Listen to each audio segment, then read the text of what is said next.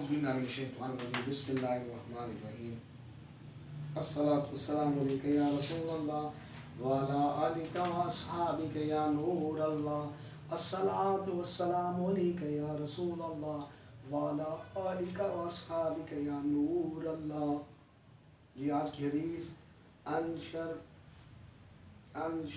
ما شب رامتا بن معبد قال رسول اللہ صلی اللہ علیہ وسلم مرو سبی بالصلاة اذا بلغ 7 سنین و اذا بلغ 10 سنین فاضربوه علیہا.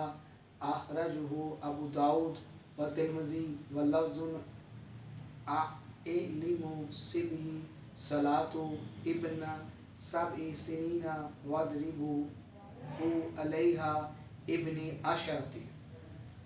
اور یہاں پر شربہ بن معب سے روایت ہے کہ سرکار علیہ السلام نے فرمایا مرو سبھی، فرمایا حکم دو، مرو امر کا صیغہ، سبھی بچے کو، یعنی اپنے بچے کو حکم دو، اپنی بچوں کو حکم دو بالصلاۃ نماز کی، اذا بالغا 7 سنین، جب وہ 7 سال کا ہو جائے، جب بچہ 7 سال کا ہو جائے تو اسے نماز پڑھنے کا حکم دو.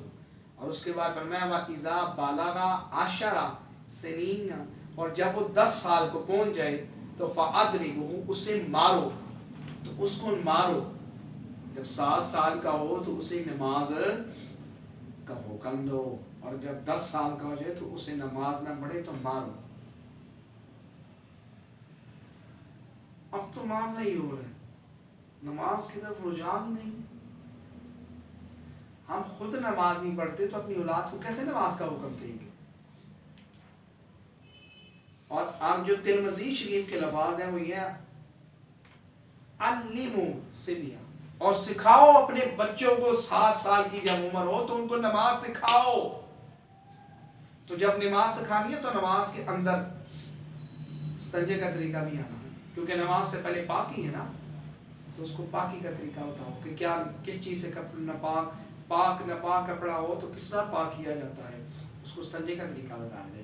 اسے نماز کی شرائط بتائی جائے.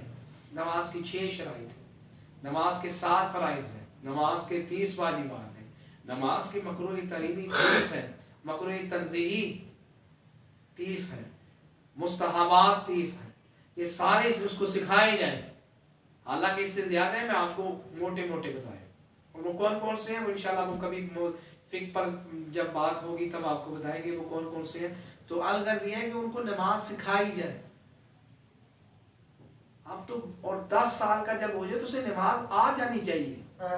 ہمارا تو بھائی سفید داڑھی ہو جاتی ہے ہمیں نماز نہیں آتی، سفید داڑیاں ہو جاتی ہیں دعائے قنوت نہیں آتی، سفید داڑیاں ہو جاتی ہیں چارے کل نہیں آتے.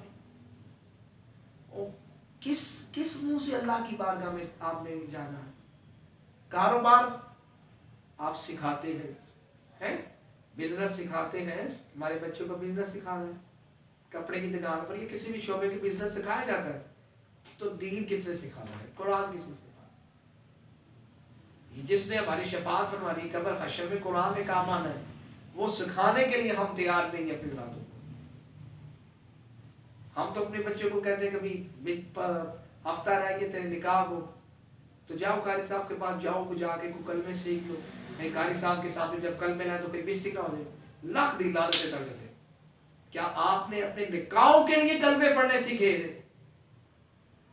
قبر کا کوئی خوف نہیں ہے، اللہ کا کوئی خوف نہیں ہے، صرف نکاح کے لیے آپ نے کلمے سیکھے. کیا کس طرف جا رہے ہیں ہم لوگ؟